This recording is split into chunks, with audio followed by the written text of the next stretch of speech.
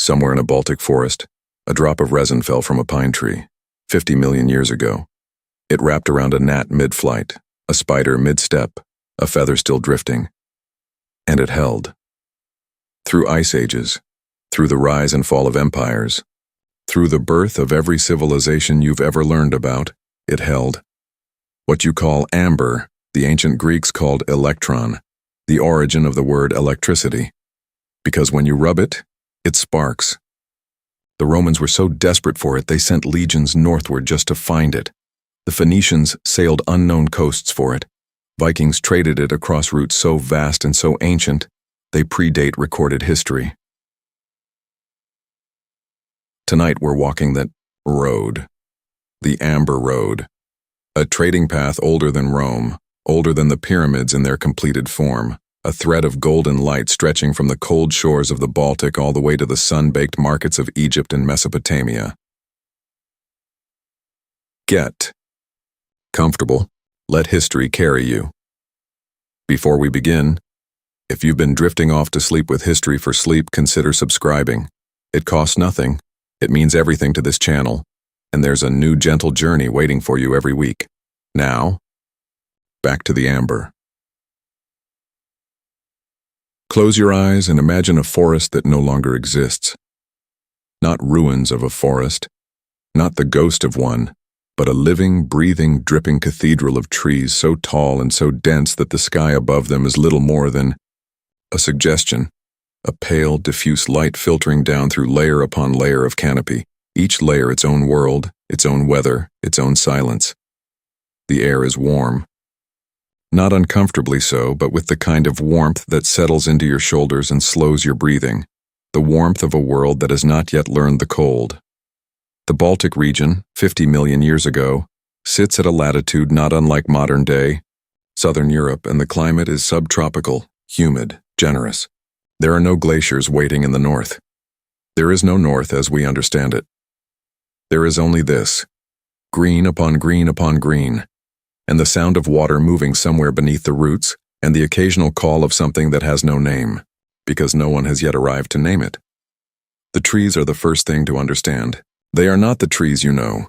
The dominant species of this ancient forest, the ones responsible for everything that follows, belong to a genus scientists have named Pinite succinifer, though the debate about exactly which tree produced the resin that became Baltic amber has never been fully settled, and perhaps that uncertainty is fitting, that the most consequential tree in the history of human trade and adornment should remain, at its heart, a little mysterious. These are coniferous trees related distantly to modern pines and spruces, but larger, older in their manner, draped in bark that weeps. When you walk among them, and let yourself walk among them now slowly, no hurry, you notice that the trunks glisten. Not from rain, though it rains here often, but from something the trees themselves are producing. A thick, golden, extraordinarily fragrant resin that oozes from wounds in the bark, from places where branches have broken, where insects have bored, where the wood has split under the pressure of its own growth. The resin is the tree's response to injury. This is important to hold on to. Amber begins as medicine. When something damages the tree, a beetle pressing its body into the bark, a fungus threading its way into the heartwood, a branch torn loose by wind, the tree bleeds. And what it bleeds is this resin, this sticky, aromatic, antibacterial substance that seals the wound and traps whatever caused it. The resin is not passive. It is the tree's immune system made visible, golden and slow-moving, doing its patient work against a world full of things that want to eat it alive. Now imagine, standing at the base of one of these ancient trees on an ordinary afternoon 50 million years ago. The resin has been flowing for some time. A large globule of it hangs from a crack in the bark about halfway up the trunk, trembling slightly in a small forest breeze, catching what light manages to fall this deep into the canopy. It is the color of raw honey. It smells of something you might almost recognize. Pine, yes, but richer, more complex, with a sweetness underneath that has no modern equivalent. And then something happens.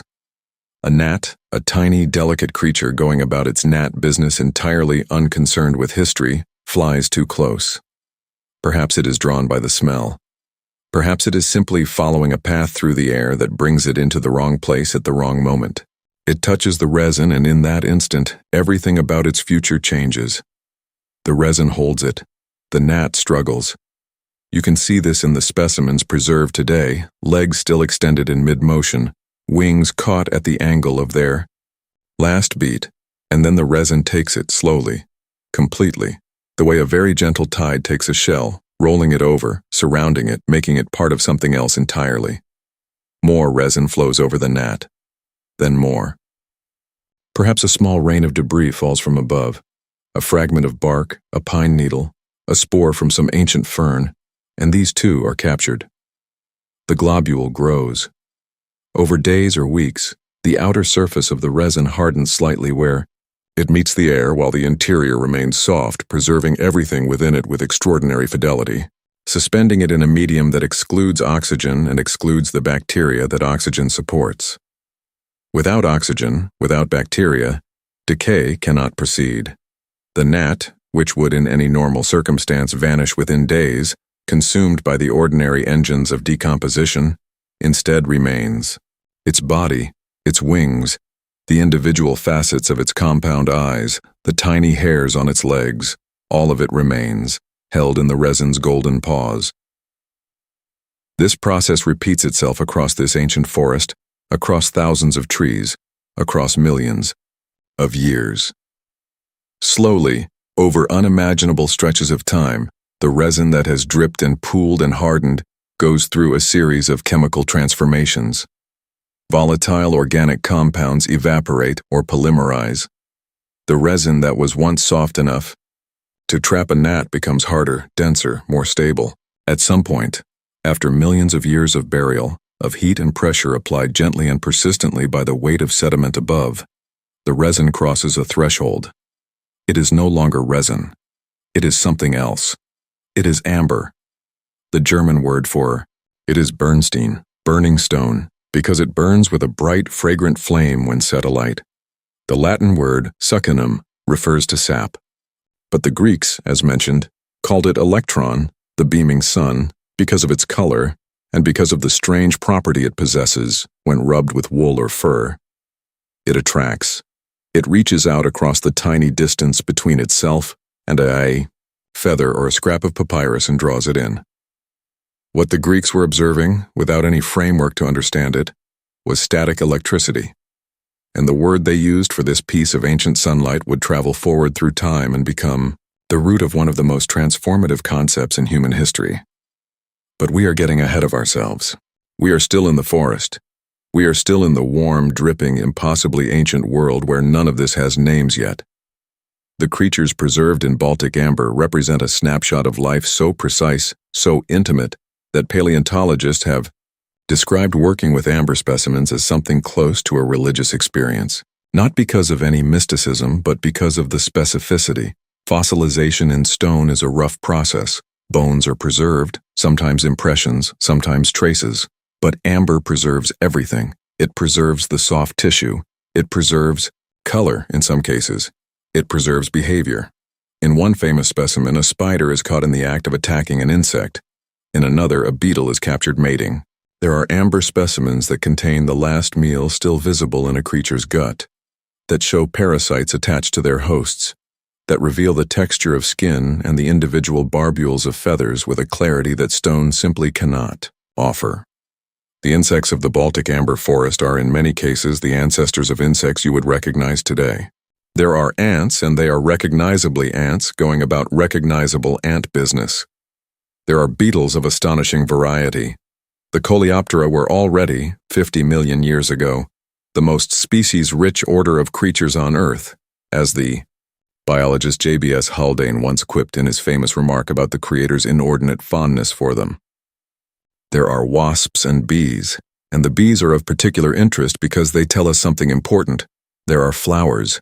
A bee is evidence of flowers, and flowers in that ancient forest mean that the world has already undergone the great angiosperm revolution, the flowering plant takeover that reshaped ecosystems and co-evolved an entirely new caste of creatures to pollinate, consume, and distribute them. The amber forest is not some primordial pre-biological darkness. It is A complex, mature, interdependent world. There are spiders in extraordinary numbers. Spiders are among the most commonly found inclusions in Baltic amber, which makes sense. Spiders live close to bark, close to resin flows, pursuing the insects that resin also traps. Several specimens show spiders with their webs partially preserved, threads of silk caught in the amber alongside the spider who spun them, a record of behavior 50 million years old. We know from these specimens that spiders were already spinning orb webs, the classic spiral wheel of silk that Charlotte would later spin in a barn in rural America, in a story that has nothing to do with the Baltic and yet feels somehow connected to all of this, to the human tendency to find meaning in what is caught and held and saved. There are flies, of course, and the flies are numerous and varied. Among them are species of biting midges, the Ceratopogonidae, the tiny aggressive insects that have tormented warm-blooded animals since warm-blooded animals existed. In amber, we find them sometimes with blood still traceable in their abdomens, a detail that inspired a famous piece of 20th century fiction, and that has, in the popular imagination, become the most famous thing about amber, though in truth, it is only one small story among many thousands. The reality of ancient DNA is far more complicated and far less recoverable than fiction suggests.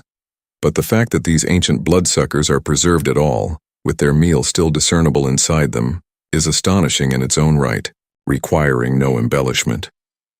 There are also preserved in Baltic amber things that are not insects. There are fragments of feathers, true bird feathers, and in some cases feathers from creatures that may be better described as feathered dinosaurs. The long tail of the Mesozoic world still visible in the early Eocene sky. There are lizard scales.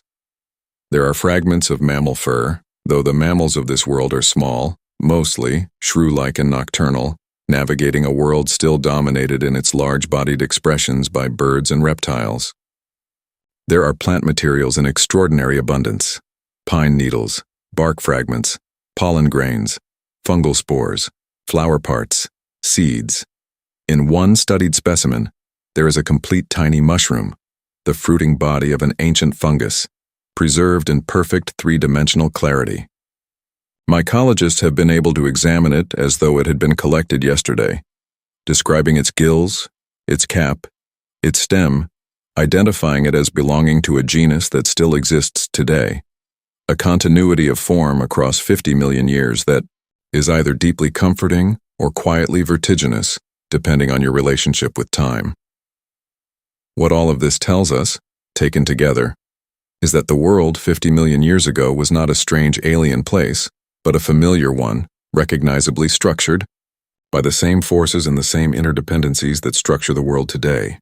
Evolution was already old by then. The great extinctions at the end of the Cretaceous were already 10 million years in the past, and life had rebounded with extraordinary creativity, filling the vacated niches with new forms, some of which would persist essentially unchanged into the present and some of which would transform beyond recognition. The Baltic amber forest was a moment of biological richness, a full world caught mid-breath, and the resin that dripped from those trees was, entirely without intention, compiling an archive. And then the forest changed.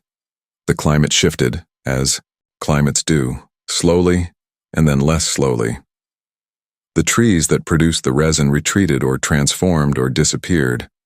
The great amber-producing forest that had spread across what would become Scandinavia and northern Europe thinned and fell. Over millions of years, the amber itself, the hardened, buried resin, by now transformed completely from its organic origins, was carried by rivers, deposited in marine sediments, shuffled and reshuffled by the movement of water and ice.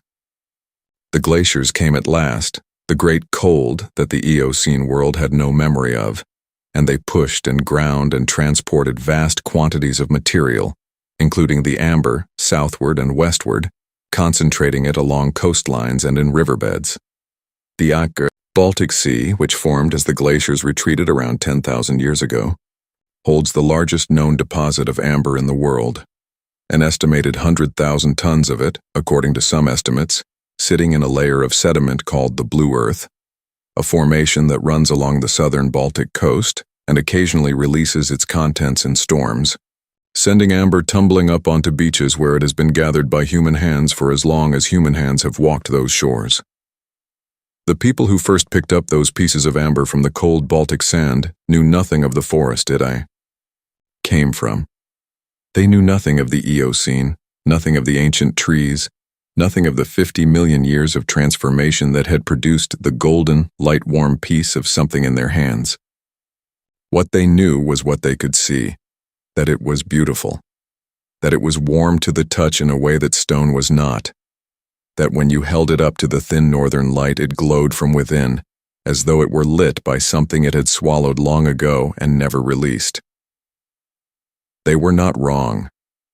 It had swallowed light. It had swallowed an entire world, and it had held that world patiently and perfectly through every catastrophe and transformation since. A piece of amber is not just a pretty stone. It is a window, a sealed room, a stopped clock.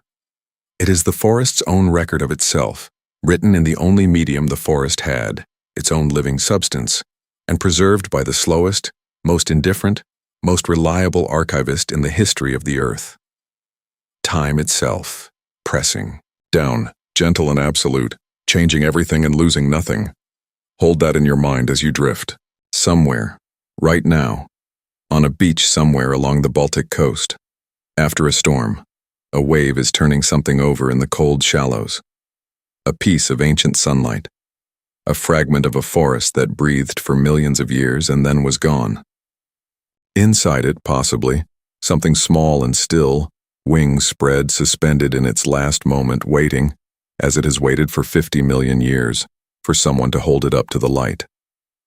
There is a particular kind of morning that belongs only to northern coastlines. The storm has passed in the night.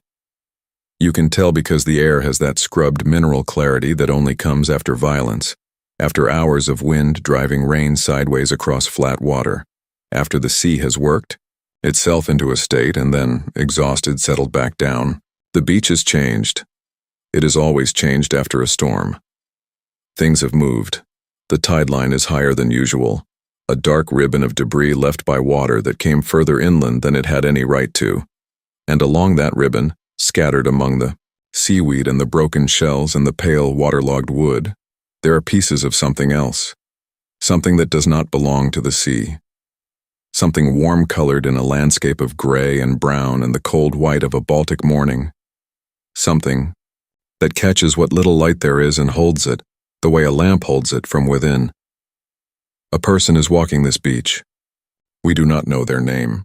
We do not know exactly when they lived, though we can say with reasonable confidence that it was somewhere between 4,000 and 8,000 years ago, in the long, slow period archaeologists call the Neolithic, the New Stone Age, when the ice had retreated and the Baltic coast had begun to settle into something like its modern shape, and people had been living along these shores long enough to know their rhythms, their dangers, their provisions. This person knows the beach the way you know a room you have slept in for years, by feel, almost by the way the light usually falls and the way the sand usually lies. And so they notice, as they walk, that something is different this morning. That among the ordinary wreckage of the storm there are these pieces of warm gold, scattered like dropped coins, like something the sea decided overnight to confess. They pick one up. It is lighter than it looks. This is always the first surprise with amber, that something so solid in appearance, so gemstone-like in its color and its depth, should weigh almost nothing in the hand. It is warm, too, in a way that stone is not. Stone takes the temperature of the air around it and gives it back to you cold, indifferent. But amber holds warmth, retains it, offers it back to your palm like something almost alive. The person turns it over. On one face, the amber is opaque, a creamy, milky gold, where the ancient resin had trapped air bubbles as it flowed. On another face, it is transparent. And when they hold it up against the pale morning sky, they can see through it, can see a dark shape inside, something small and preserved, a bubble or a fragment of ancient wood, or, if they are very lucky, and happen to have found a particularly remarkable piece, the unmistakable silhouette of a creature, legs extended, wings spread, caught in the middle of something it never finished. What does this person feel, holding this thing? We cannot know with certainty, But we can make an educated guess because we have the evidence of what people in this time and place did with amber, and what they did with it suggests overwhelmingly that they felt something close to awe. Not the performed theological awe of a later age, not the awe of someone following a prescribed response to a sacred object, but the raw, spontaneous awe of encountering something that does not fit any existing category. Amber was not stone. It was not wood. It was not bone or shell or any of the materials that made up the working vocabulary of a Neolithic life on the Baltic coast. It was transparent and it was warm, and it contained things. It floated in water. When you rubbed it with fur or cloth, it reached out toward light objects, attracted them, pulled them close with an invisible hand. It burned, and when it burned, it smelled extraordinary, not like burning wood or burning bone, but like something older and sweeter, like the ghost of a forest that existed before memory. Small wonder that virtually every culture that encountered amber in any quantity treated it as something more than a material. Small wonder that it moved from hand to hand not just as a commodity, but as a kind of carried power, a piece of condensed significance that people wanted to own and wanted to give and wanted to bury with their dead. The Neolithic peoples of the Baltic coast, and here we are speaking primarily of cultures spread across what is now Denmark, northern Germany, Poland, Lithuania, Latvia, Estonia, and the southern coast of Scandinavia, left us very little in the way of written testimony.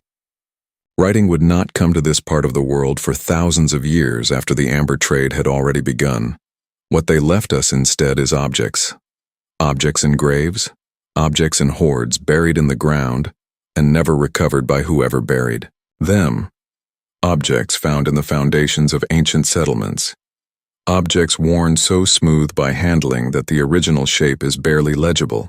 And among these objects, amber appears with a frequency and a consistency that tells its own story, even without words. The earliest known worked amber objects from the Baltic region date to approximately 8,000 years ago, placing them in the Mesolithic period, the transitional age between the nomadic hunter-gatherers of the deep past and the settled farming communities of the Neolithic proper. These earliest pieces are simple, pendants mostly, pierced through with holes made by the patient work of flint tools, shaped into rough ovals or rounds, worn around the neck or woven into hair or clothing. They are found in graves. The fact that amber objects were buried with the dead from the very earliest period of their use tells us something important about how they were understood. You bury with the dead the things they will need, or the things that meant something, or the things that carried power. You do not bury ordinary materials with the dead. You bury amber. As the Neolithic progressed and settled communities became more established along the Baltic coast, the amber objects became more elaborate. There are animal carvings, bears, elk, birds, fish, shaped from amber, with a skill that required not just craft but patience, since amber is brittle and unpredictable, and will fracture along invisible internal lines if you press it wrong. There are human figurines, small and stylized, their features simplified to the essential: a head, a body, the suggestion of limbs. There are amber beads in extraordinary quantities, strung into necklaces of hundreds of pieces, found in graves, where they had clearly been worn by the person interred there, worn perhaps for years before death, the surface smoothed and warmed by decades of contact with living skin. One of the most significant archaeological discoveries related to this early amber culture came from a site in Denmark, at a place called Børgebakken, where a Mesolithic cemetery yielded graves containing amber objects of remarkable variety and craftsmanship. The graves suggested a community that had been accumulating and working amber for generations, that had developed specific aesthetic preferences and specific ritual meanings around its use, that had, in short, built a relationship with this material, so deep and so sustained that it had become part of how they understood themselves and their place in the world. These are not people casually picking up pretty stones on the beach. These are people for whom amber is already, thousands of years before the great trade routes begin, a language. And this brings us to what archaeologists sometimes call, informally, the Amber people, a phrase that covers several related Neolithic and early Bronze Age cultures along the Baltic coast whose identity, as far as we can reconstruct it, is inseparable from amber. They are not a single tribe or a single ethnicity. They are not defined by a common language, at least not one we can hear across the silence of millennia. They are defined by what they left behind, and what they left behind, more than almost anything else, is amber. Amber in graves, amber in hoards, amber in ritual deposits at the edges of lakes and bogs, offerings made to water, to the threshold between the visible world and whatever these people imagined lay beneath it. Among the most striking of these cultures is the one associated with what archaeologists call the Rzucewo culture, sometimes called the Rzucewo or Bay Coast culture, which flourished along the southeastern Baltic coast, roughly modern Poland and the Kaliningrad region. During the 3rd millennium before the Common Era, the Rzucewo people were, by the evidence, specialist amber workers. Their settlements, typically located on promontories and peninsulas close to the sea, have yielded quantities of raw and worked amber that suggest systematic collection, deliberate stockpiling, and organized production.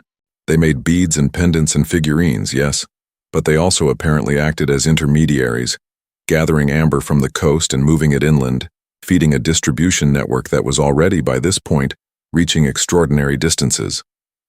Because here is the thing that announces itself quietly in the archaeological record, and then grows louder and louder the more you look. Amber from the Baltic coast was not staying on the Baltic coast. It was moving south. Long before the Romans gave the Amber Road its historical fame, long before the Phoenicians sent their ships north in search of it, Baltic amber was appearing in places that have no amber of their own, carried by human hands, along routes that must have been maintained and transmitted across generations, embedded in relationships of exchange and obligation and trust that we can barely imagine because none of the people involved left us a single word. Amber has been found in Bronze Age graves in Mycenaean Greece. It has been found in Egypt. It has been found in the tombs of cultures scattered across Central Europe, in the graves of people who lived 1,000 miles from the nearest Baltic beach and who presumably received their amber from someone who received it from someone who received it from someone. The chain of exchange stretching back across plains and rivers and mountain passes to the northern shore where, after a storm, it still washed up warm and golden in the gray morning light. Crucially, we can verify that this amber is Baltic rather than from one of the smaller local amber deposits found elsewhere in Europe, because Baltic amber contains a specific compound, succinic acid, present in concentrations high enough to serve as a chemical fingerprint. When scientists test ancient amber objects found in Mediterranean contexts and find succinic acid in those concentrations, they are hearing, faintly but clearly, a signal broadcast from the Baltic coast thousands of years ago. The mystery of the amber people, the reason they are described as leaving almost no other trace, is not that they were invisible. It is that they were ordinary in every way except this one extraordinary thing. They farmed and fished and raised animals and buried their dead and built their houses in the patterns common to their time and region. What distinguished them was not a unique technology or a dramatic cultural practice that left spectacular ruins. What distinguished them was a relationship with the material and a talent for moving that material through a world that was, despite every assumption we carry about prehistory, deeply connected. The Neolithic world was not a world of isolated villages staring at their own feet. It was a world threaded with contact, with exchange, with the slow movement of objects and ideas along routes maintained by human relationships that stretched across landscapes we would find challenging even today. Consider what it means to maintain a trade network 1,000 miles long without writing, without maps, without any of the institutional infrastructure we consider basic to organized exchange. It means memory. It means relationship. It means that somewhere in a community along the Amber Coast, there were people who knew, who carried in their heads, passed down through some combination of story and practice and direct instruction, that the amber they collected had value somewhere far away, that someone would receive it and give something in return, that the chain of exchange was worth maintaining because it had always been maintained, because their parents had maintained it and their parents' parents before them, back into a past too deep to see the beginning of. This is not a simple thing. This is a sophisticated social technology, a way of organizing human relationships across distance and difference that required trust and sustained effort across generations. What came back along those routes in exchange for the amber? This is harder to trace because the goods that moved northward were often organic, furs perhaps, or foodstuffs, or textiles, and organic materials do not survive the millennia, the way amber does. But there is some evidence. Copper and bronze objects of southern manufacture have been found in Baltic contexts, suggesting that the exchange economy was real and reciprocal.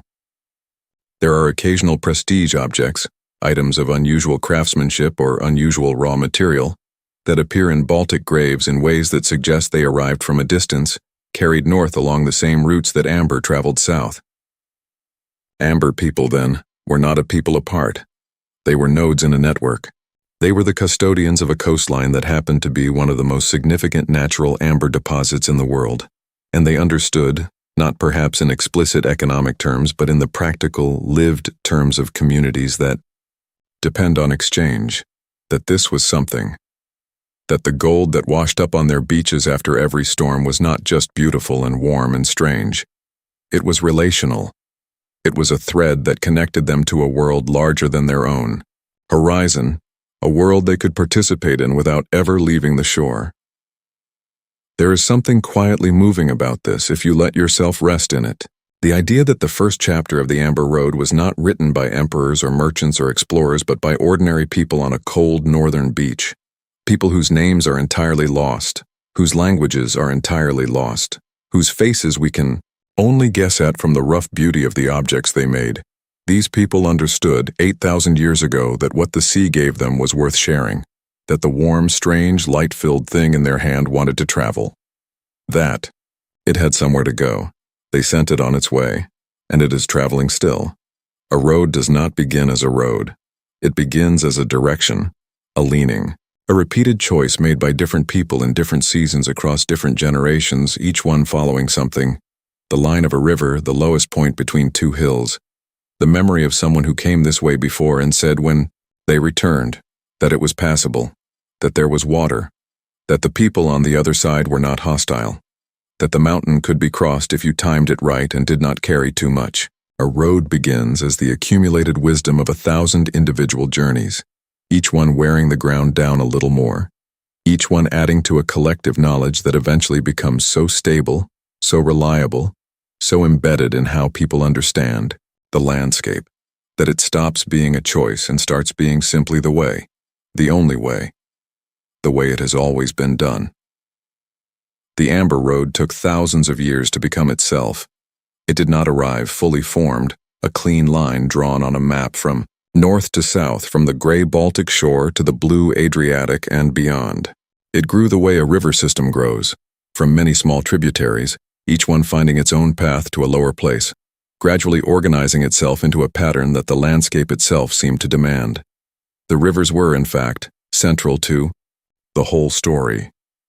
Before roads in the built sense existed, before paved surfaces and maintained routes and the engineering ambition of Rome, the rivers of Central Europe were the roads. They were the highways.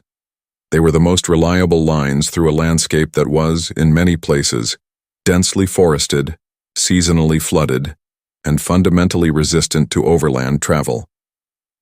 To understand the Amber Road, you have to first understand the river geography of the European continent, and you have to understand it not as it appears on a modern political map, divided into nations and administrative regions, but as it would have appeared to someone standing on the Baltic coast 4,000 years ago looking south.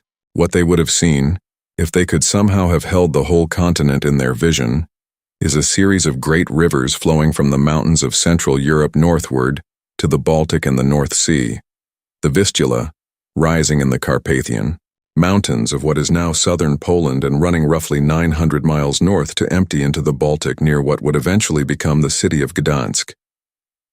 The Oder, rising nearby and running a parallel course also northward, also to the Baltic, and then further west, the Elbe, and the rivers that connected to the Elbe.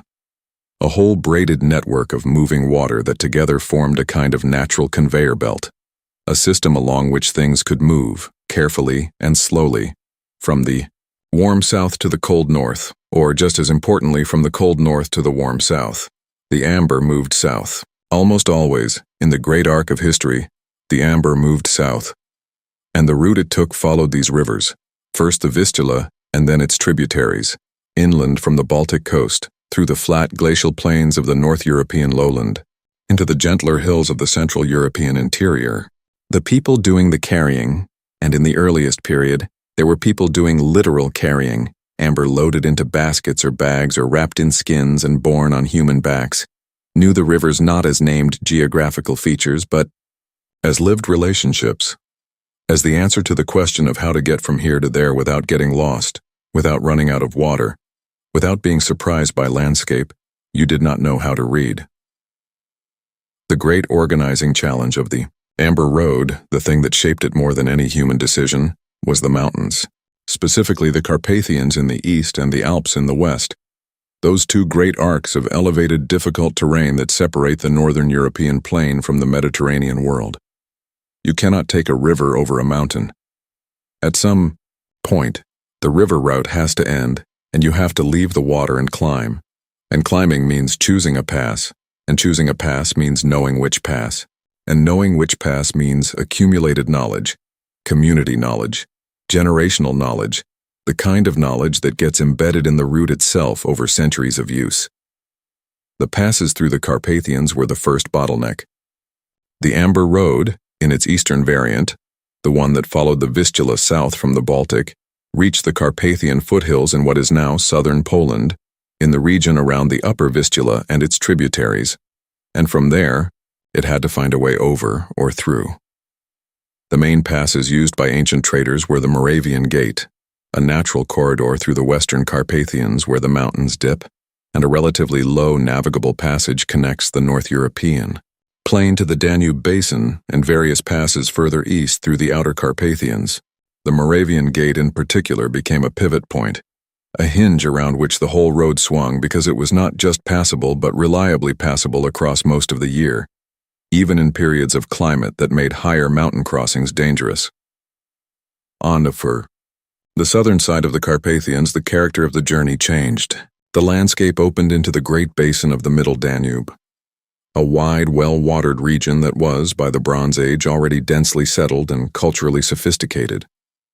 Here, the amber came into contact with civilizations that were themselves, in contact with the Mediterranean world, cultures that traded with the Aegean, that knew about Greece and Egypt and the Levant, that were part of a larger system of exchange that stretched all the way to the eastern end of the known world. Amber arriving in this region did not stop here, but it was here that it first entered a world of genuine organizational complexity, where the traders were not simply people moving a material along a familiar route but specialists embedded in a web of obligations and relationships that connected the far north to the far south.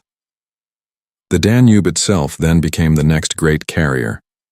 The river flows east and then south, curving in a great arc through what is now Hungary and then through the Iron Gate Gorge, a dramatic, narrow passage where the river forces itself between the Carpathians and the Balkans, and then southeast, toward the Black Sea. But the amber, or much of it, did not follow the Danube all the way east. Instead, it was carried overland across the watershed between the Danube basin and the rivers flowing south toward the Adriatic, crossing through the hills and mountains of what is now Slovenia and Croatia, following valleys and passes that the people of this region had known and used for generations. The Sava River, a tributary of the Danube, pointed the way. The routes through the eastern Alps, through the passes that would later become some of the most strategically important corridors in European history, served as the final mountain crossing before the road opened southward toward the sea, and then the Adriatic, the point where the Amber Road, in its most canonical form, reached the sea. The northern Adriatic coast in the region of what is now northeastern Italy and Slovenia was the destination. Or rather, it was the transfer point, the place where the overland journey ended and the maritime journey began, where amber was loaded onto boats and carried south and east to Greece, to the Levant, to Egypt, to every corner of the Mediterranean world that had developed a hunger for the warm gold of the northern coast. But to describe the Amber Road as simply a line from one point to another is to miss almost everything important about it. The road was not a line. It was a landscape of relationships, and dotted along that landscape, at intervals determined by geography and necessity, were the places where travelers stopped, rested, traded, waited out the winter, replenished their supplies, and left behind, in the ground, the evidence of their passing that archaeologists would spend the 20th century carefully excavating. These stopping points became settlements. The settlements became towns.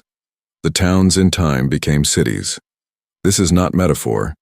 It is the literal process by which some of the oldest continuously inhabited places in Central Europe came into being. A location that was good for trade, was good for settlement. A place where two routes crossed, or where a river crossing was reliable, or where a mountain pass could be seen from a comfortable distance and approached with enough time to prepare for the climb, was a place where people wanted to be, where infrastructure accumulated, where the human tendency to stay somewhere safe and convenient eventually overcame the human tendency to keep moving. Consider the region of what is now Moravia and Slovakia, through which the amber route passed on its way from the Baltic to the Carpathian passes. This region, the Moravian corridor, shows continuous archaeological evidence of settlement and exchange activity going back to the Neolithic, and the density of finds, amber objects, prestige goods from distant regions, bronze and later iron, implements of southern manufacture, tells a story of a place that was never peripheral, that was always central to the movement of materials and people through the heart of the continent.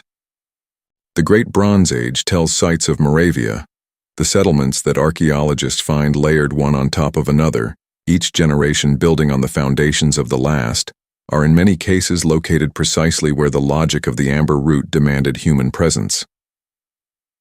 Further south, in the region of the Eastern Alps and the Northern Adriatic, a culture emerged in the Late Bronze Age and Early Iron Age that represents perhaps the most sophisticated expression of Amber Road civilization before the Romans. The Hallstatt culture, named for a site in the Austrian Alps where extraordinarily rich graves were discovered in the 19th century, was built on trade.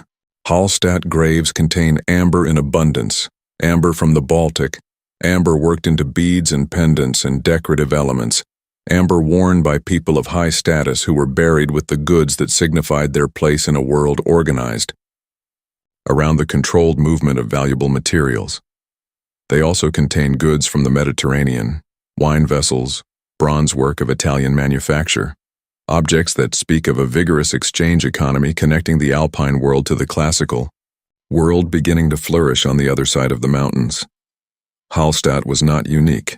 It was the most visible expression of a phenomenon occurring all along the Amber Road, the emergence of what archaeologists call gateway communities, settlements that owed their wealth and their prominence specifically to their position on a trade route that functioned as the nodes through which materials and ideas and people passed, taking a portion of the flow for themselves in the form of toll or tribute, or simply the ordinary profit of being the place where transactions happened. Gateway communities are one of the primary mechanisms by which trade routes generate civilization. They are the proof that roads make cities, that the line between two distant points, maintained long enough, inevitably grows upward as well as outward, produces complexity as well as connection.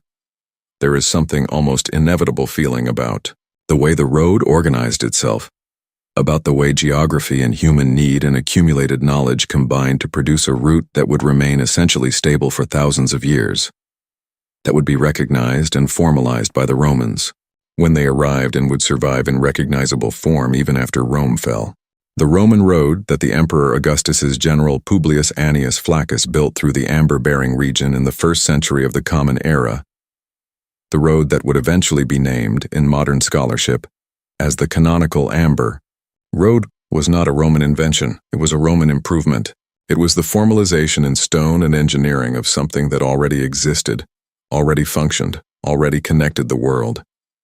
The Romans built their road on top of a track that feet had been wearing into the earth for 3,000 years, before the first Roman surveyor arrived with his measuring instruments and his administrator's eye for a straight line, and the straight line is its own kind of story. Roman roads are famous for their straightness, their insistence on overriding the gentle curves that paths naturally follow when they are allowed to develop organically. There is something very Roman about that insistence.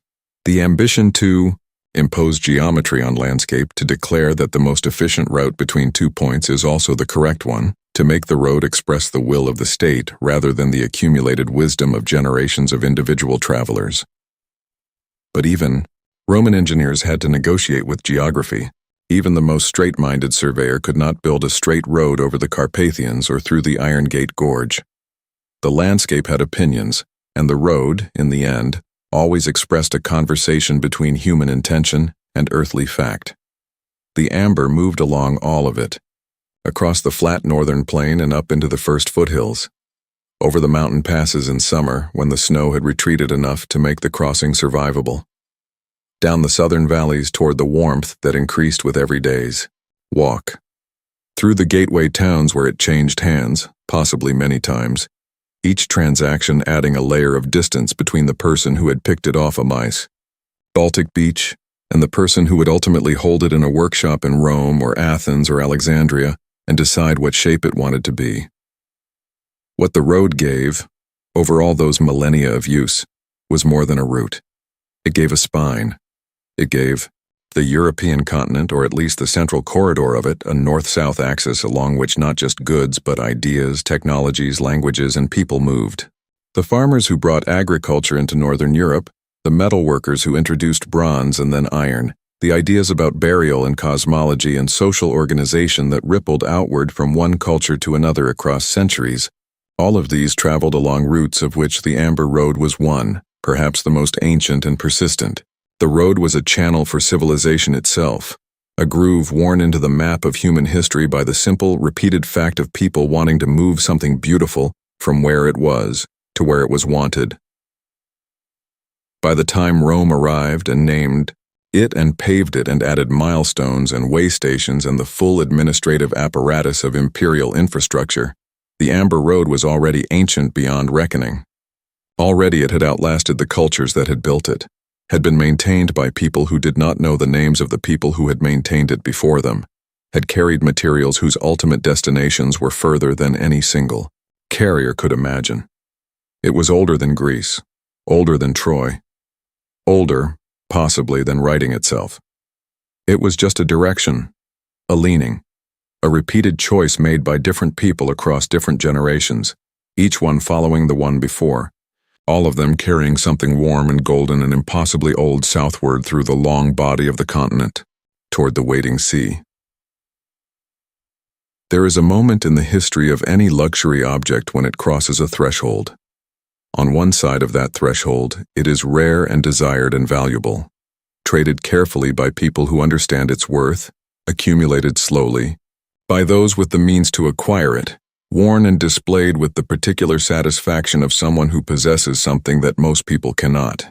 This is the normal life of a luxury material, and amber had been living this life for thousands of years before Rome arrived, passing through hands along the great northern routes, appearing in the graves of chieftains and the workshops of Bronze Age craftsmen, making its way south in small quantities along routes maintained by relationships too old to have origins anyone could name. On the other side of that threshold is something different, something that can only happen when an entire civilization, organized at a scale previously unimagined in human history, turns its appetite toward a single object and decides, collectively and individually and in every register from the imperial to the intimate, that it must have it, that it cannot have enough of it, that the having of it says something essential about who you are and what you are worth and what kind of world you believe yourself to inhabit. This is what Rome did to amber. Rome did not simply trade for amber or value amber or incorporate amber into its economy of luxury goods. Rome became obsessed with amber, in the full, slightly unnerving sense of that word, and the story of that obsession is, among other things, one of the most revealing portraits of Roman civilization that history has left us. Begin with the color. The Romans called amber by several names. Succinum, from the Latin for sap, acknowledging its organic origins, and also electrum, borrowed from the Greek, acknowledging its strange electromagnetic property. But when Roman writers described what made amber desirable, they returned again and again to its color, and the color they reached for was not simply gold. It was a specific, living, internally lit gold that had no precise equivalent in the Roman material vocabulary.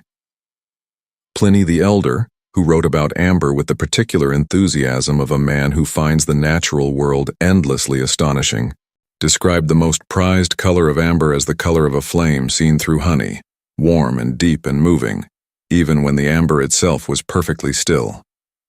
This was not a color you could achieve with dye or pigment or the application of any human craft. It was a color that came from within the material itself, from the way light entered it and slowed and turned and came back out changed, warmer. Then it went in, as though the amber were doing something to the light, processing it, improving it. For a civilization as visually sophisticated as Rome, as attuned to the rhetoric of color and material and display, this was not a small thing. The Romans understood with great practical clarity that objects communicate, that what you wear, and what you display in your home, and what you bring to a dinner party, and what you give as a gift are all statements, legible to everyone who sees them, about your wealth, your taste, your connections, your understanding of the world and your place in it. Amber made a statement that no other material could quite replicate, and so amber was wanted, and the wanting grew. Roman women were, by most accounts, the primary drivers of amber's domestic popularity in the city itself. This is attested by multiple Roman writers, not always with admiration. There is in some of these accounts the faintly irritated tone of men who found female enthusiasm for luxury goods both economically alarming and philosophically suspicious. But the consistency of the testimony leaves little doubt about the reality. Roman women of the upper classes wore amber in every form that craftsmen could devise. Beads of amber strung into necklaces of extraordinary length and complexity. Amber pendants, some of them carved into figures, animals, deities, erotic scenes executed with the miniaturist's precision that Roman gem cutters brought to everything they touched. Amber rings, which required finding pieces of sufficient size and clarity, and which were therefore among the most expensive amber objects in circulation. Amber hairpins, amber bracelets, amber decorative elements sewn into clothing or worked into the elaborate architectural structures that fashionable Roman women built in their hair with the aid of specialist slaves whose only job was the construction and maintenance of their mistress's coiffure. There was also the matter of amber's smell. When amber is worn against the skin, warmed by the body, it releases a faint but perceptible fragrance. That ghost of the ancient forest, that sweetness deeper than pine, which we encountered in the forest 50 million years ago and which has survived somehow all the transformations since. Roman women knew this. They valued it. In a city where the management of scent was a serious social business, where perfumes were imported at enormous expense from Arabia and India, where the smelling of things was understood as a form of knowledge and a form of pleasure, the fact that amber wore its own fragrance quietly, revealed it only to those close enough to notice, was considered a particular kind of refinement. Not the blunt declaration of expensive imported perfume, but something more intimate, something that required proximity. Pliny records, with the mixture of fascination and disapproval that characterizes so much of his writing about luxury, that a small amber figurine, something that could fit in the palm of a hand, cost more than a healthy living slave. He offers this comparison not to make a moral argument about the slave trade, which did not trouble him in the way it troubles us, but to make a point about proportion, about the way desire had distorted value, about what it meant that a piece of ancient tree resin could command a price exceeding that of a human being. It is a disturbing comparison for reasons Pliny did not intend, and it is also, in its way, a precise measurement of the fever that amber had generated in the Roman economy of desire. The fever had a name at its most extreme. The name was Nero, Gaius. Nero Claudius Caesar Augustus Germanicus, the fifth emperor of Rome, who ruled from 54 to 68 of the Common Era and whose reputation has been shaped by centuries of hostile biography into something between monster and farce, was, among his many enthusiasms, a devotee of amber so passionate that he reportedly sent a special expedition to the Baltic specifically to acquire it. This is recorded by Pliny, who was a contemporary and who had no particular reason to invent the detail. The expedition, led by a member of the equestrian class, a knight in the rough English equivalent, traveled the full length of what would become the canonical Amber Road, from Rome northward through the Adriatic coast and up through the passes and across the plains to the Baltic coast. and returned with a quantity of amber so large that it was used not merely for personal ornaments, but for decoration on a scale that Rome had not previously applied to this material. Nero used amber to decorate the arena for a series of gladiatorial games. This is the detail that stops people, that produces the small cognitive gap of genuine astonishment, because to understand what it means you have to hold both things in mind at once. The scale of a Roman arena, which was not a small room but an architectural statement of imperial power capable of holding tens of thousands of spectators, and the nature of amber, which is gathered piece by piece from beaches and riverbeds and forest floors, which is finite and irregular, and the product of 50 million years of geological patience. Nero had nets of amber strung around the arena barriers. He had amber decorating the weapons and equipment of the gladiators. He had amber worked into the apparatus of the games, the poles, the stretchers, the various instruments of organized combat and spectacle, so that the entire event, the whole theatrical production of blood and skill and crowd and imperial munificence, was framed and threaded with warm gold light. What was this meant to communicate? Everything is the short answer. The gladiatorial games were already one of the most powerful instruments of imperial communication available to a Roman emperor. A venue where the emperor displayed his generosity, his power, his connection to the crowd, his mastery of life and death, his ability to provide the city with the spectacle it craved. By covering that venue in amber, Nero was adding a layer of meaning that his audience would have read clearly.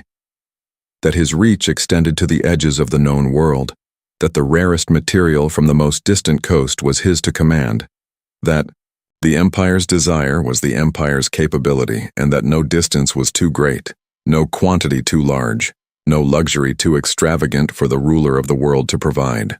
The Amber Games were a performance of power using the language of material, and the material was chosen because everyone in that arena, from the senators in their privileged front seats to the freedmen and women packed into the upper tiers, knew exactly what amber was and what it cost and what it meant that it was here, everywhere, glowing in the Roman afternoon. This was not unprecedented in Roman history, only unprecedented in scale.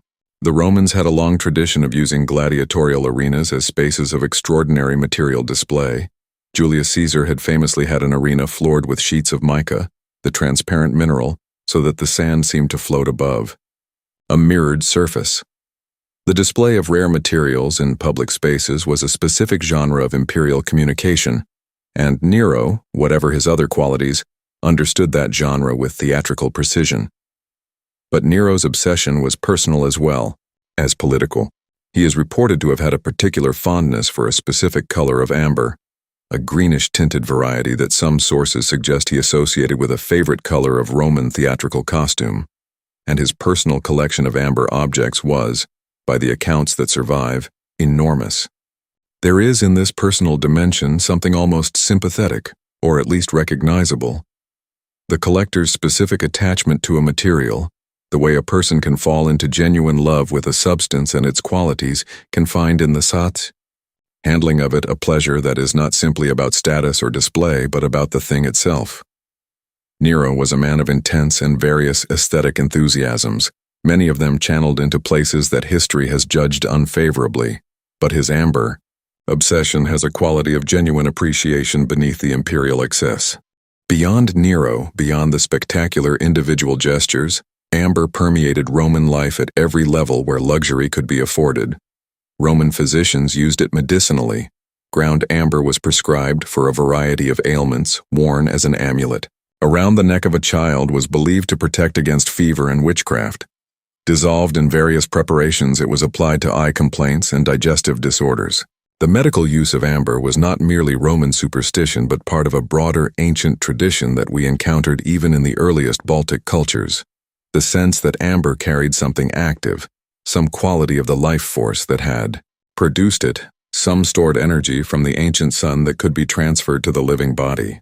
Roman medicine, which was sophisticated in many ways and credulous in others, absorbed this tradition enthusiastically and elaborated it with the systematic confidence of a culture that believed knowledge could be organized and applied. Roman craftsmen who worked amber were specialists, operating workshops that developed specific techniques for this particular and demanding material. Amber cannot be carved with the same freedom as stone because it is brittle and fractures unpredictably. It cannot be cast like metal. It responds to heat. It can be softened slightly, pressed into molds, made to flow along lines the craftsman wants it to follow. But this requires precise temperature control and considerable experience. Roman amber workers developed methods for clarifying cloudy amber, for joining pieces, for creating objects that combined amber with gold and with other gemstones, for producing the miniaturest carvings, tiny figures, tiny scenes, tiny portraits of deities and animals and erotic encounters that were among the most valued products of the Roman luxury trade. The objects that survive, held now in museum cases across Europe, have a quality that photographs cannot quite convey. They have presence. Partly this is the color, which is indeed something that the eye receives differently from the way it receives the color of a painted surface or a dyed fabric. It is a depth of color, a color that has dimension, that seems to continue inward, beyond what the physical object can contain. Partly it is the knowledge of what they are, the weight of time attached to every piece. And partly it is something harder to name, something about the quality of amber itself, its lightness, its warmth, its faint organic smell, that makes it feel less like a stone and more like something once alive. The Romans who held these objects knew less of the amber's origin than we do, and perhaps felt more of it. They did not know about the Eocene forest or the succinifer trees or the process of polymerization across millions of years. What they had were the myths and Roman mythology. Surrounding amber was rich and strange and persistent. The most widespread held that amber was the tears of the Heliades, the sisters of Phaethon, the young man who borrowed his father Apollo's sun chariot and drove it too close to the earth, scorching the land, until Zeus struck him from the sky with a thunderbolt and he fell burning into the river Eridanus. His sisters wept on the riverbank until the gods took pity and transformed them into poplar trees, and their tears, falling into the river, hardened into amber. This myth does several things simultaneously. It explains amber's warmth by connecting it to the sun, explains its organic quality by connecting it to trees, explains its presence in riverbeds by providing a narrative of grief and transformation, and elevates it, as all good myths do, by making it the product of divine emotion. Amber was not a mineral. It was petrified grief. It was what sorrow became when the gods had time enough and pity enough to transform it into something beautiful. This myth circulated through the Roman world with the easy persistence of a story that feels true, that explains something people have already felt in the experience of the material. When a Roman woman clasped an amber necklace around her throat and felt its warmth against her skin, she was not just wearing a luxury object. She was wearing the tears of the daughters of the sun. She was in contact with the mythological world, with the backstory of the universe, with a narrative of loss and transformation and divine attention that gave the object a weight entirely disproportionate to its physical lightness. This is what luxury objects do at their most powerful. They are not simply materials. They are vessels for meaning, containers for desire, repositories of all the stories a culture tells itself about beauty and value and the good life and what it means to possess something rare. Amber, for Rome, carried all of this and more. It carried the distance it had traveled, the edge of the world from which it had come, the long chain of human effort and exchange that had brought it south through the mountain passes and across the plains and into the workshops and the markets and eventually into the hands of the woman fastening it around her neck in the lamplight, or the emperor watching it glow around the arena barrier in the afternoon sun, or the child wearing it against fever, or the craftsman turning a small piece of it carefully in his fingers, feeling for the internal fault line that would determine everything, deciding where to cut.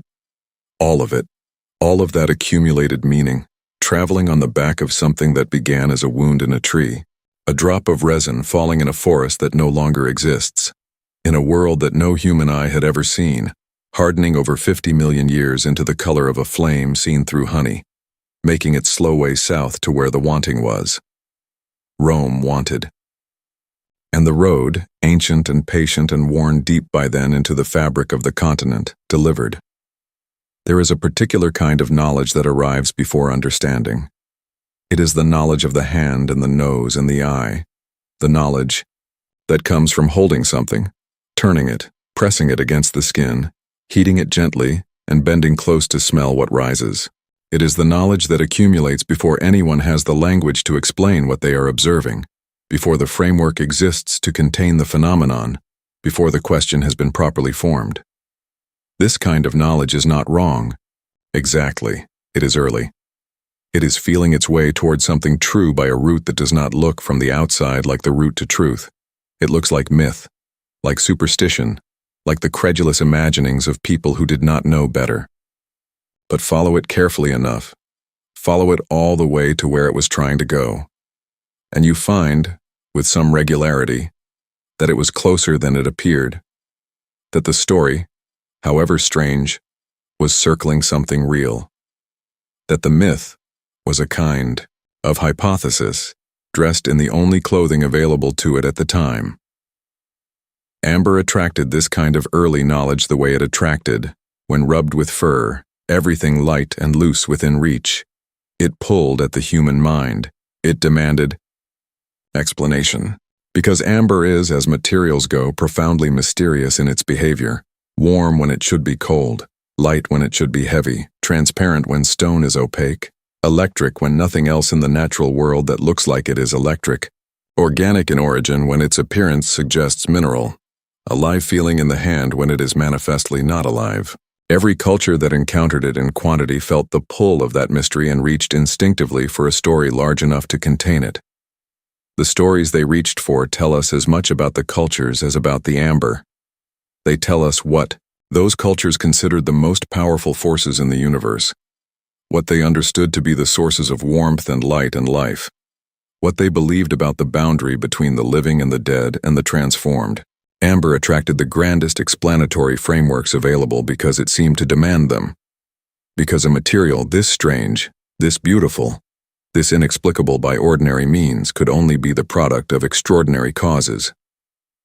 The most widespread and the most enduring of all amber myths is the one we have already briefly encountered, the myth of Phaethon and his sisters, the Heliades, which appears in Greek sources from the 5th century before the Common Era onward and which Ovid elaborated into its most famous form in his Metamorphoses at the turn of the first millennium. The story, in its full telling, is one of the great cautionary tales of classical mythology, a story about ambition and inexperience and the terrifying gap between wanting to do something and being capable of doing it. Phaethon is the son of Helios, the god of the sun, and he has grown up in his mother's house, among ordinary mortals, knowing his divine parentage but unable to prove it, subject to the doubt and mockery of other young men who find his claims about his father convenient and unprovable. He travels to the palace of the sun, a place of such radiance that even the description of approaching it is enough to make the eyes water, and asks his father to grant him one wish as proof of his divine origin. Helios, in the manner of divine fathers throughout mythology, agrees before he knows what the wish will be, and then finds himself bound by his promise to something he immediately recognizes as catastrophic. Phaethon wants to drive the sun chariot for a single day. He wants to take the reins of the horses that pull the sun across the sky and do what his father does, to be, for one day, the source of light and warmth for the world. Helios explains, with the patient desperation of someone trying to talk a determined person out of something irreversible, that the horses are too strong, the route too narrow, the consequences of error too terrible. Phaethon is not moved. The promise holds. He takes the reins. The horses feel immediately that something is wrong, that the hands holding the reins are not the hands they know, that the weight in the chariot is not the familiar weight, that the control they expect is not there. They bolt. The chariot swings wide of its usual path, too high first, leaving the earth in cold and darkness, then too low, dragging the sun so close to the earth that rivers boil and forests ignite, and the land is scorched into desert and the sow. People living there are, in some tellings, burned to a darkness of skin that their descendants will carry forever. Zeus, watching the world being destroyed by this experiment in inherited ambition, makes the only decision available to him. He strikes Phaethon from the sky with a thunderbolt, and the boy falls, burning, into the river Eridanus, a mythological, river associated in various ancient sources with the Po in northern Italy, which would place it interestingly not far from the northern Adriatic terminus of the Amber Road. His sisters, the Heliades, come to the riverbank to mourn. They weep without ceasing day after day until the gods, moved by their grief, or perhaps simply weary of the sound of it, transform them into poplar trees rooted at the river's edge. And their tears, which do not stop even after the transformation, because grief, the myth suggests, is not stopped by the change of form, only redirected, fall from the branches into the river and harden in the water into amber. Drops of divine grief, solidified by the cold water, carried downstream and eventually by the logic of rivers and coastlines and the slow, patient work of the sea, deposited on the beaches of the Baltic where human hands would find them thousands of years later, still warm, still faintly golden, still carrying in their color something of the sun that Phaethon fell from. This is a myth that earns its staying power.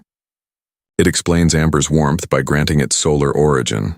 It explains its presence in riverbeds and on coastlines by giving it a specific moment of entry into water.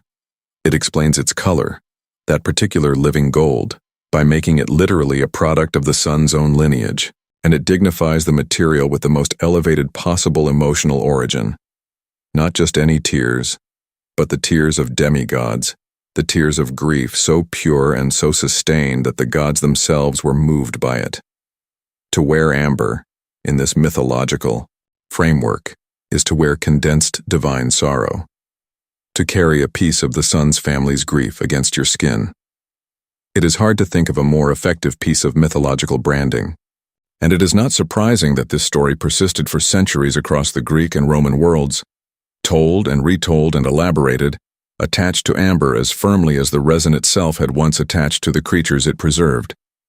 The Greeks had other explanations too, running alongside the Phaethon myth without necessarily contradicting it, in the way that mythological thinking comfortably accommodates multiple simultaneous truths.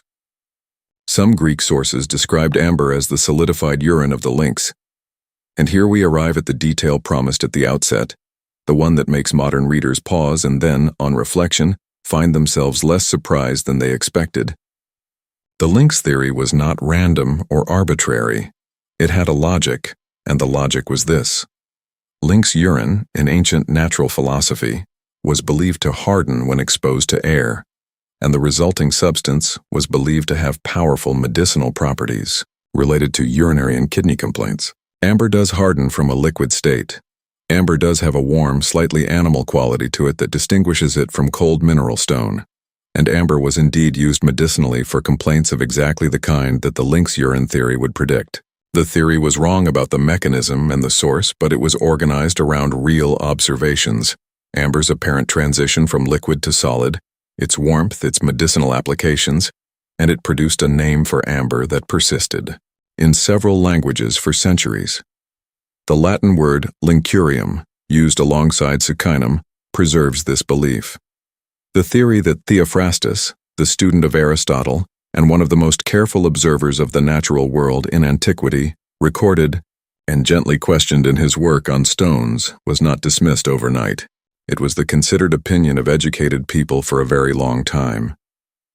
Theophrastus himself leaned toward a different explanation, that amber was a mineral exudation, something produced by the earth itself rather than by an animal, which was also wrong, but wrong in a direction that was methodologically more promising, that was at least asking the right kind of question about the right kind of process. The back and forth between these competing theories across centuries of ancient natural philosophy represent something genuinely important.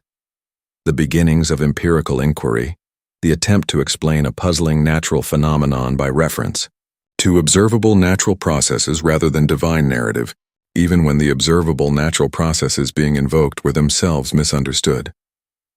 The most consequential piece of early amber science, the observation that would eventually, by a very long and indirect route, transform human civilization, more than any trade route or imperial conquest, was the discovery of its electrical property.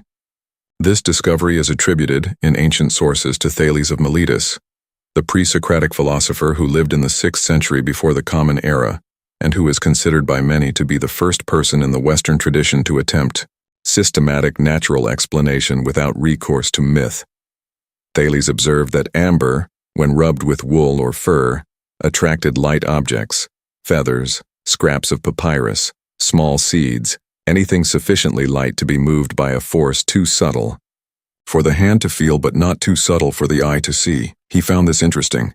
He found it interesting in the specific way that philosophically trained minds find things interesting, not just as a curiosity but as a phenomenon requiring explanation, as evidence that the world operates according to principles that can be identified and perhaps generalized. What Thales concluded from his observations was not correct. By modern standards, he suggested that amber must be alive, that its attractive power was a manifestation of soul, of the animating principle that distinguishes living things from dead ones. This was wrong about electricity, but not entirely wrong about the direction of inquiry. He was right that amber was doing something that required an explanation in terms of internal properties, that the attractive force came from within the amber itself rather than from any external agency. He was groping toward the concept of an intrinsic material property, which is precisely what electrical charge is, and he was doing it 2,500 years before anyone had the mathematics or the experimental apparatus to describe it properly. The word the Greeks used for amber, electron, became, by the long and winding route of intellectual history, the word electricity. William Gilbert, the English physician and natural philosopher who in 1600 published the first systematic study of magnetic and electrical phenomena, named the attractive force he was studying after the Greek word for amber because amber was, still 16 centuries after Thales, the canonical material for demonstrating the phenomenon. Gilbert called materials that could be rubbed to produce attraction electrics.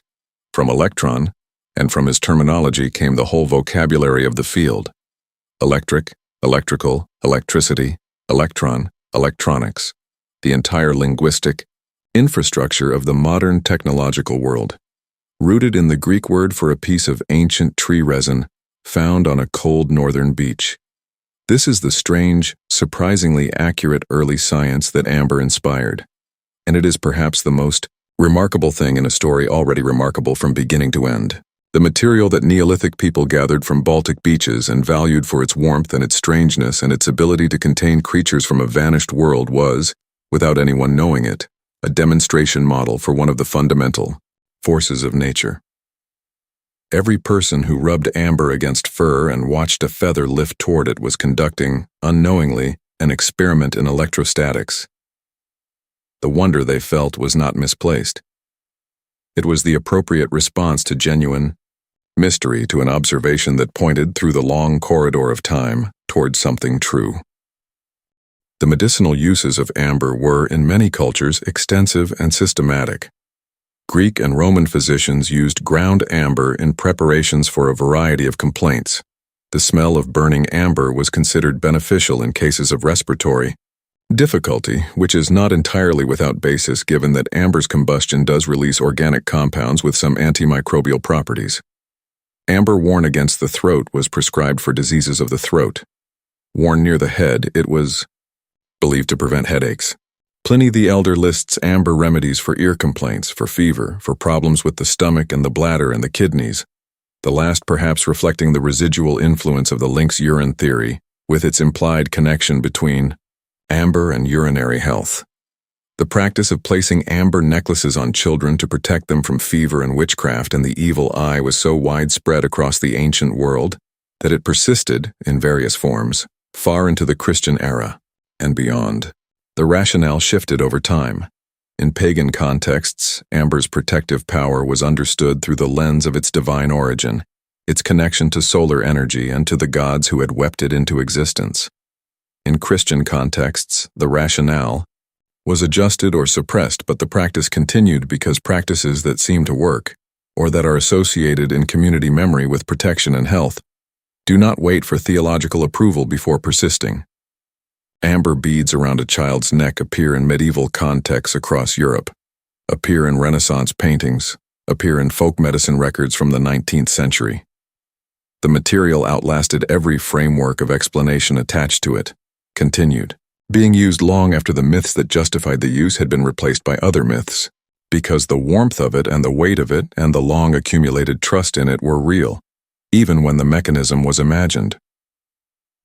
There is something worth sitting with in the idea that amber was used both to preserve ancient life, in the form of the creatures trapped within it, and to protect living human bodies, in the form of amulets worn against the skin. The same material that functioned as a time capsule across geological ages also functioned, in the hands of human cultures, as a shield against the vulnerability of present life. It held the past perfectly still and was believed, in its other capacity, to hold the future at bay, to prevent the child from dying of fever, to prevent the adult from being struck by malevolent invisible forces, to maintain in the living body the same perfect suspension that it maintained in the creatures it contained. This is a beautiful symmetry, whether or not it was consciously recognized by the people who wore it and valued it. The amulet tradition gave amber carvers some of their most demanding and most intimate work.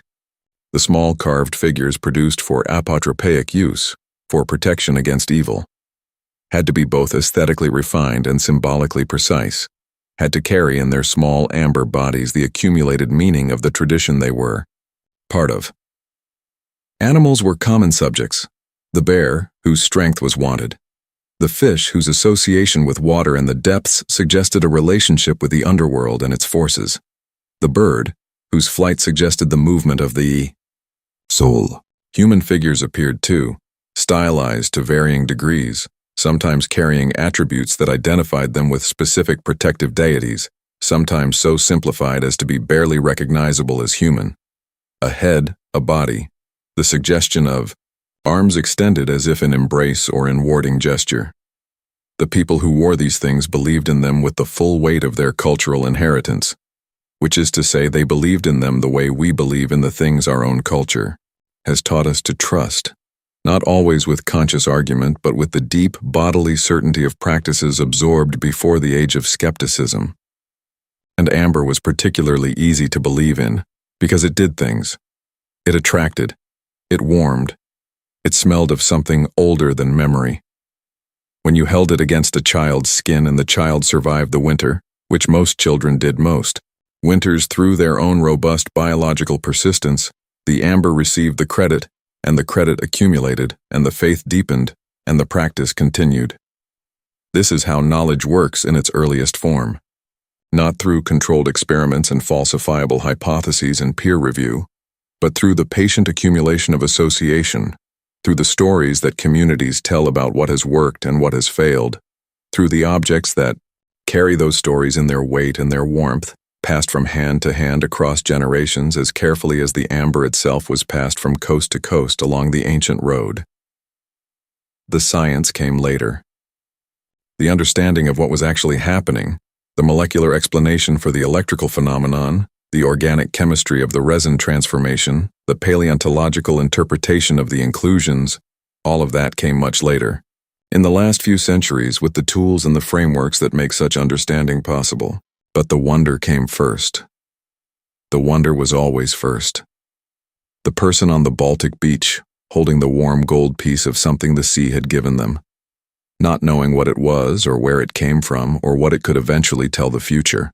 About the deep past, that person already knew, with the knowledge of the hand and the nose and the eye, that they were holding something extraordinary. They were not wrong. The understanding just needed time. The same commodity that made the amber what it was in the first place. Time, pressing down, patient and absolute, losing nothing. Everything that has been built can be unbuilt, not all at once usually, not in the dramatic cinematic way that popular imagination prefers, the city burning in a single night, the empire collapsing in a single season, the road cracking apart in a single winter. The unbuilding of great things tends to be slower than that, more cumulative, more like the way a path through a forest disappears when people stop walking it. Not destroyed exactly, but gradually reclaimed, the edges softening first. Then, the middle, then the whole line of it obscured by growth that fills the space where feet once pressed the earth flat and bare. You could still find the path for a while, if you knew where to look, and then, after long enough, you could not find it at all. And the knowledge that it had ever existed lived only in the memory of old people who remembered walking it, and then in the memory of people who remembered the old people, and then nowhere, at all except in the ground itself, which keeps everything eventually. The Roman road system was the most extensive, the most carefully engineered, the most deliberately maintained network of routes that the ancient world produced. At its peak, it connected every corner of an empire stretching from Scotland to Mesopotamia, from the Rhine to the Sahara. A total of perhaps 80,000 miles of paved, surveyed, milestoned road that made possible the movement of armies, of administrators, of goods, of ideas, at a speed and a reliability that would not be matched again in Europe for more than 1,000 years. The Amber Route, formalized and paved and incorporated into this system during the early imperial period, ran along it as along a spine, north from Aquileia on the Adriatic coast, through the Alpine passes, up through the Danube basin, through the Moravian Gate, across the great northern plain to the Baltic shore. It was maintained. It was patrolled. It was used continuously, the amber moving south and the silver and the glass and the finished goods moving north, the whole exchange humming along with the steady efficiency of a system that had found its equilibrium. And then, slowly and then, less slowly, Rome began to come apart. The process was not simple, and historians have never agreed on a single cause, because there was no single cause. There was instead a long accumulation of stresses, military and economic and administrative and cultural, each one manageable in isolation and collectively overwhelming. The borders became harder to hold. The currency was debased to pay for soldiers, and the debasement made the currency worth less, and the worthlessness made the soldiers harder to pay, and the spiral turned. The administrative machinery that had held together an empire of 50 million people across 3 continents required constant attention and constant resource, and when the resources thinned, the attention thinned with them, and the things that had seemed permanent, the roads, the way stations, the bridges, the patrols that kept the route safe, revealed themselves to be not permanent at all, but maintained, which is a very different thing. The Amber Route did not die in a day. It thinned. The traffic along it became less regular, less organized, less protected. Merchants who had made the journey in reasonable safety under the umbrella of Roman order began to find the journey more uncertain, more dangerous, more dependent on local knowledge and local relationships that themselves became unreliable as the communities along the route were disrupted by the movement of peoples, Goths and Huns and Vandals, and the long cascade of migrations that the weakening of the Roman frontier allowed and sometimes caused. The stopping points that had grown into towns along the route were not abandoned overnight either, but some of them contracted, lost population, lost the organizational capacity to function as nodes in a trading network, became local rather than connected, turned inward toward subsistence rather than outward toward exchange. By the time the Western Roman Empire formally ended in 476 of the Common Era, though the ending was more of a gradual realization than a dramatic event, more of a moment when everyone acknowledged what had already been true for decades, the Amber Route in its Roman form had been diminished for generations. The paved road still existed in many sections because Roman engineering was genuinely extraordinary and stone does not dissolve quickly. But the system that had used the road, the administrative and commercial infrastructure that had given it purpose and kept it viable, was gone or going. The amber that still washed up on Baltic beaches after every storm had fewer certain destinations. The chain of relationships that had connected the northern shore to the southern markets was broken in enough places that the chain no longer functioned as a chain. What happened to trade when Rome thinned is not that it stopped. Trade does not stop. The human need to exchange, to move materials from where they are abundant to where they are wanted, to maintain the relationships that make exchange possible. This need is as persistent as hunger, and like hunger it finds ways to satisfy itself even in difficult conditions. What happened to trade was that it reorganized. It scaled down in some places and found new routes in others. It became more local in some regions and more maritime in others. It adapted to the new political geography of a Europe that was not an empire anymore but a patchwork of kingdoms and tribal territories and ecclesiastical landholdings, each with its own rules and its own gatekeepers and its own ideas about who was allowed to move through and on what terms. The church was one of the organizing forces that kept some version of long-distance connection alive through the darkest centuries after Rome. Monasteries, spread across the former empire and beyond it, maintained literacy and record-keeping and the habits of administration that commerce requires. Pilgrimage routes, which connected Christian communities across enormous distances, provided corridors of movement that traders could use alongside the faithful. The amber that appeared in ecclesiastical contexts in the early medieval period, worked into reliquaries, carved into devotional objects, worn by bishops as a material whose ancient associations with divine tears and solar purity gave it a natural home in the new religious landscape, was moving along these ecclesiastical networks, quietly, without the organizational grandeur of the Roman system, but with a persistence that the Roman collapse had not extinguished. But the great revival of the amber route, the moment when the road woke from its long diminishment and resumed something like its ancient function, came not from the south and not from the church but from the north. It came from the sea. It came from people who had never been part of the Roman system and who therefore did not mourn its passing, who looked at the disrupted landscape of post-Roman Europe not as a ruin but as an opportunity, who brought to the problem of long-distance trade not the memory of a lost infrastructure but the practical genius of people who had always had to make their own way across difficult terrain without anyone's help. The Vikings. And we should hold this word gently because it covers an enormous range of peoples and activities and periods. And the rating that fills the popular imagination was always only one part of a much larger story. Were, among their many other things, extraordinary traders. The same shipbuilding technology and navigational skill and tolerance for physical hardship that made Norse raiders so effective also made Norse merchants among the most far-ranging and enterprising in the medieval world. They went everywhere.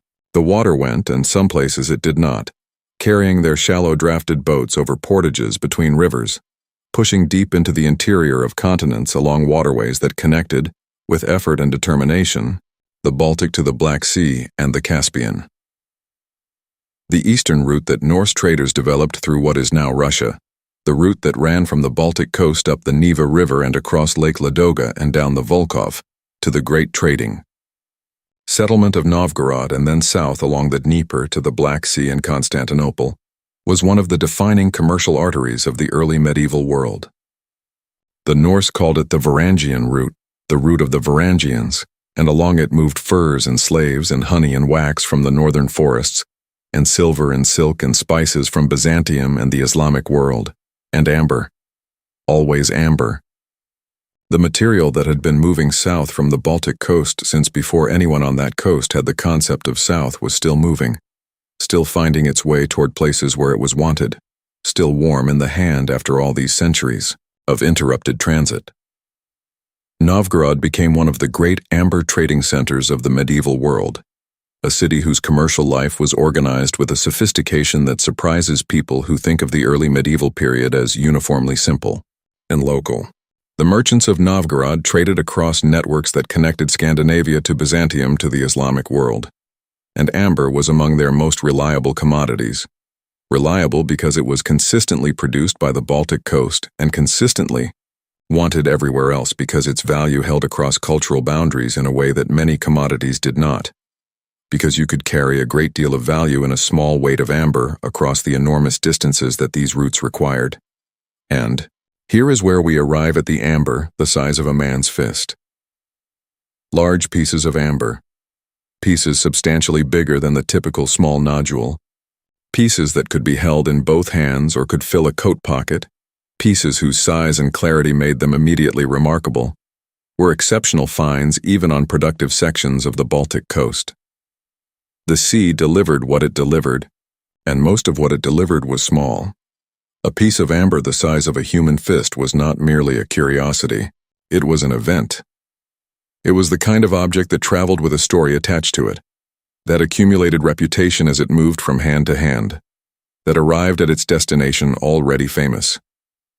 The historical record of the early medieval amber trade contains accounts, some precise, some vague, some probably legendary but built around real practices, of exceptional amber pieces functioning as what we might now call anchor commodities, objects so valuable and so immediately recognizable in their value that they could be used to initiate or restore trading relationships that had lapsed, to demonstrate creditworthiness to a new partner, to open negotiations that smaller offerings could not open. A merchant arriving in an unfamiliar market with a fist-sized piece of amber of exceptional clarity was a merchant who did not need letters of introduction. The amber introduced him. It said without words that he had access to the source, that he could deliver what the market wanted at a scale worth taking seriously, that the relationship being proposed was worth the risk of beginning. This is not a metaphor. The medieval amber trade operated on credit and reputation in ways that required physical demonstrations of capacity, and exceptional amber pieces served this function with a directness that was deeply practical. The revival of regional economies along the old amber corridor in the 9th and 10th centuries was not driven by any single political decision or any single institutional actor. It was driven by the accumulation of individual transactions, each one building on the last, each one adding to a network that grew more valuable the more nodes it contained, until the network had enough density and enough reliability to constitute something like a system again, something like the system that Rome had formalized and that Rome's collapse had disrupted. The Teutonic Knights, the military religious order that established control over the eastern Baltic coast in the 13th century, understood the amber trade with a clarity that was entirely unromantic and entirely effective. They declared amber a state monopoly. The beaches along the Sambian Peninsula, the stretch of Baltic coast that produced the greatest concentration of amber and that corresponds to the modern Kaliningrad region, were placed under the order's direct control, and the collection of amber without authorization was made a capital offense. People were hanged for picking up amber on beaches that their ancestors had walked freely for thousands of years. The order employed official amber collectors, the Bernsteinmeister, who patrolled the beaches after storms, with a systematic thoroughness that would have been recognizable to any Roman administrator. The amber collected was cleaned and sorted and sold to approved merchants, primarily from the Hanseatic League trading cities, who then moved it into the broader European market through networks that the Hanse had been building and maintaining for generations. The Hanseatic League itself is one of the great organizational achievements of the medieval commercial world. A confederation of trading cities stretching from the North Sea to the Baltic and deep into the interior of Northern Europe, united, not by political sovereignty but by shared commercial interest and shared commercial infrastructure, maintaining warehouses and legal protections and diplomatic relationships across dozens of polities that were in most other respects entirely separate. Amber moved through the Hanse as through a sophisticated distribution system, from the Teutonic-controlled beaches to the Hanseatic cities of Danzig and Lübeck and Bruges and London, into the workshops of craftsmen who had maintained and developed the tradition of amber, working through all the centuries of disruption, producing objects for a European market that had never entirely lost its appetite for the warm gold of the northern coast. The craftsmen of Danzig, the city we now call Gdansk, sitting near the mouth of the Vistula where it meets the Baltic, as close to the center of the amber world as any city could be, developed in the late medieval and early modern periods a tradition of amber working so refined and so distinctive that the word Danziger became, in the luxury trade of early modern Europe, synonymous with the highest quality amber craftsmanship. The Guild of Amber Workers established in Danzig controlled access to the craft with the careful exclusivity of any guild that understands its product is special, maintaining standards and secrets and training periods that stretched across years, producing masters who could work amber in ways that had been refined across centuries of accumulated technique. The objects they made found their way into the cabinets of curiosity of the great collectors of the 16th and 17th centuries, into the diplomatic gifts exchanged between European monarchies, into the collections of the newly wealthy merchant classes of Northern Europe who wanted to demonstrate their sophisticated participation in the luxury economy.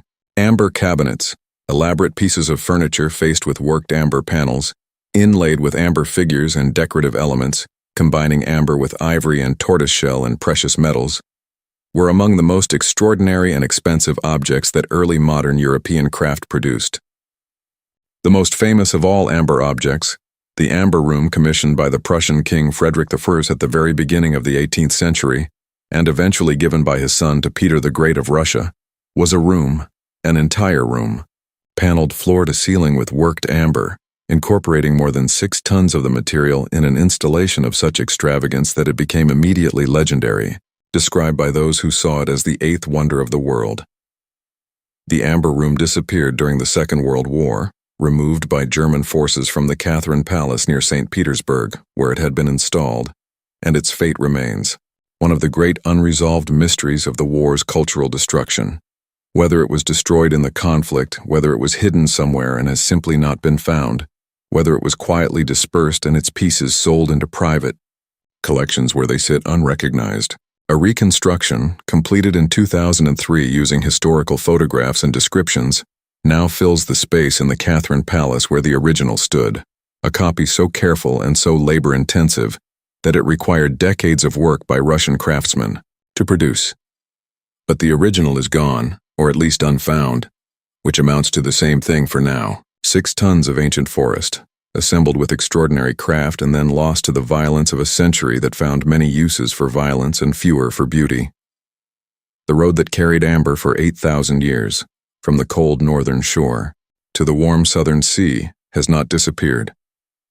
It has changed form, as it always changed form, adapted to new political landscapes, new transportation technologies, new organizational structures, rerouted around obstacles and through new openings, maintained by new kinds of relationships between new kinds of actors. The amber still washes up on Baltic beaches after storms. People still walk those beaches in the morning after the water has been rough, still stop and pick up the warm gold pieces the sea has given, still hold them up to the light and feel, in the weight and warmth of them, something that resists easy description. The road is quieter now than it has ever been in its long history. The great organized trade in amber that defined so many centuries has been replaced by craft markets and tourist shops and the occasional auction house lot. The scale reduced from tons to grams, the network reduced from continental to local. But the amber is the same amber. The warmth is the same warmth. The light inside it is the same light that Nero's arena glowed with, that Roman women clasped against their throats, that Neolithic hands turned over in the gray morning of a post-storm. Baltic Beach 8,000 years ago, not knowing what they held, only everything, only a world, still warm, still waiting for someone to hold it up to the light. And so the amber road rests now as you rest. It has carried so much across so many thousands of years. The frozen creatures of a vanished forest, the reverence of people whose names the earth has long since swallowed. The footsteps of Neolithic traders who knew, without maps or markets or any word for commerce, that the warm gold thing the sea gave them wanted to travel. The slow formalization of a route that rivers and mountains and the patient logic of geography pressed into the same shape, generation after generation, until it became simply the way, the only way, the way it had always been done. It carried Roman desire at its most extravagant. Amber glowing around the arena barrier in the afternoon sun, amber warm against the throat of a woman in lamplight, amber in the hands of craftsmen who knew where to cut and where to hold still. It carried the myths, the tears of the Heliades, the links in the forest, the strange invisible reaching of a material that wanted, when warmed, to draw the world toward it. It carried the first dim groping of a science that would eventually illuminate more than amber ever could, the word for electricity born from the Greek word for a piece of ancient tree resin on a cold beach. It went quiet when Rome went quiet, and then the sea brought new people with shallow boats and deep determination, and the road woke again, reorganized itself around new relationships and new cities, found its footing in a changed world, and walked on. It always walked on. 6 stories. 1 road, 50 million years. Let all of it settle now. The way amber settled. Slowly, completely, losing nothing. Let the forest go dark, and the traders rest at the river's edge, and the Roman torches burn down to nothing, and the Viking oars go still. On the quiet water, let the road be empty for a while. It has earned the silence. So have you. Sleep well.